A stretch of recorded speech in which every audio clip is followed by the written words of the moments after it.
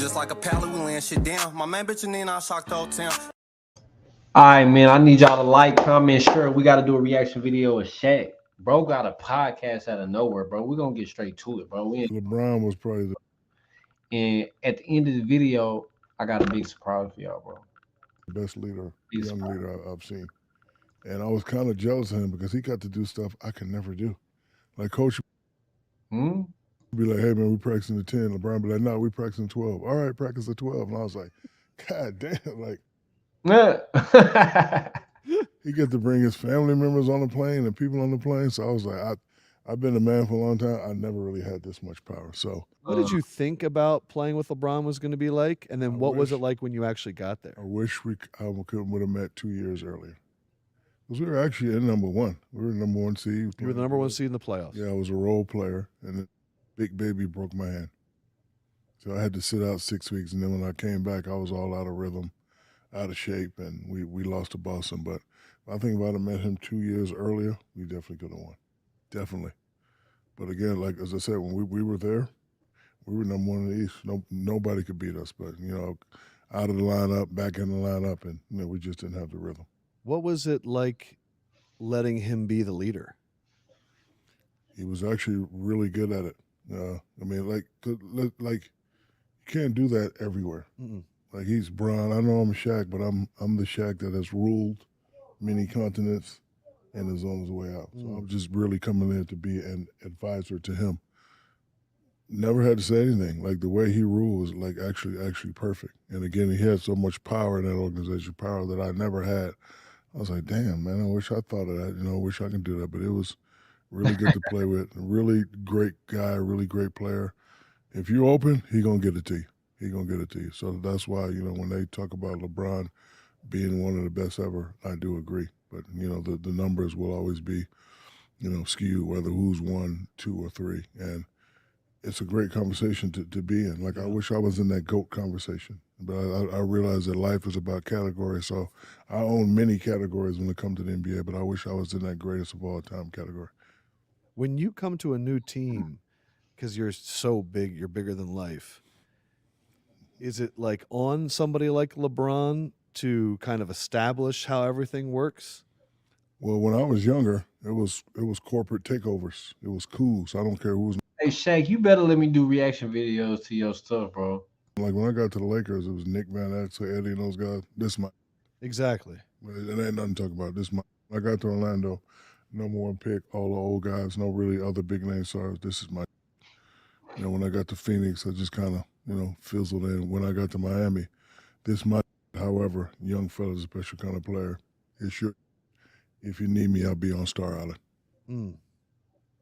I like this. You really have played with some great players. I have.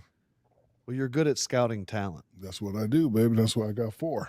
I love that. The GM. Because you helped build the kingdom that is the Lakers kingdom. Anytime something's going on with that team, people want to hear you chime in. As someone that is on Twitter, after every Lakers game, fans are always calling out Darvin Ham. When we first started doing this podcast after the in-season tournament, people were questioning him then. There's this video, I don't know if you've seen it, take a look, where he's talking to the team and they're all walking away. Fans, that one of their biggest issues is like substitutions and the teams that he puts out there, sometimes putting out guys and not Rui Hachimura, who's been successful. Can you tell if the team is no longer buying in? First of all, who cares they weren't paying attention? Good insight. In what way? Like, for example, if we've been partners for years, if you're telling me we're going over a segment that we rehearsed 10 times, you can still talk about it, but I already know it. Exactly. So when he's coming in, he probably called the play. 15 down. They know the play. You don't have to be there all studios. Like, they know the play. To really set that screen. Yeah, you know what you got to do. So okay. I can take that both ways. Okay. Great question. They're either like, man, I don't want to hear that. And I've been like that a lot of times. Like Coach used to call the play, I used to be like, man, we not run that. We not run that. Get the ball to me. They're going to double. I'm going to look for Kobe. He said, fuck that. When I get double, we'll pass the cover for the 3. First, hopefully he swings it, and whoever got the shot, take the shot. We not running it. play. So like you have to do that sometime. And then, other times he already said the play, we know the play. Now you got to get your thoughts together. Like, damn, I went baseline. Right. It didn't work. Maybe if I go back, like you got to get your thoughts together. Like every team does that. Like, So then what are, you in don't your have to be there, mind, like, what are the signs you're looking for to see if a team is no longer buying in? Is it certain types of quotes in a press conference? Like, what could we look for to actually know and not overread something? well, I'm always looking at the coach. My favorite statement is if the general doesn't panic, then the troops won't panic. If your team goes on a run, if the other team goes on a run and you call a timeout, that's telling me you're soft. You don't have confidence in your team. Phil Jackson used to always look at us like, I'm not calling timeout. Figure it out. So that's the first thing I'm looking for. Second thing I'm looking for is, when it's an out of bounds situation where a bucket is needed, I'm looking at the play call. Like, okay, did he call the right play? Did they execute the play?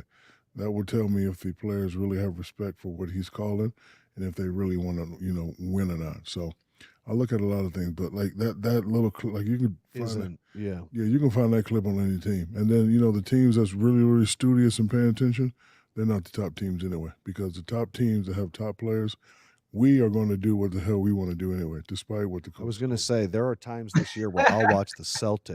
They said the top team, top players, we're gonna do whatever we want to do. Duh, like it's basketball. Fuck all that dumb shit. Give me the ball.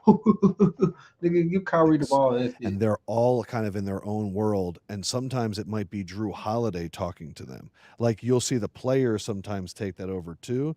You're right, because these are grown men. We're not in college.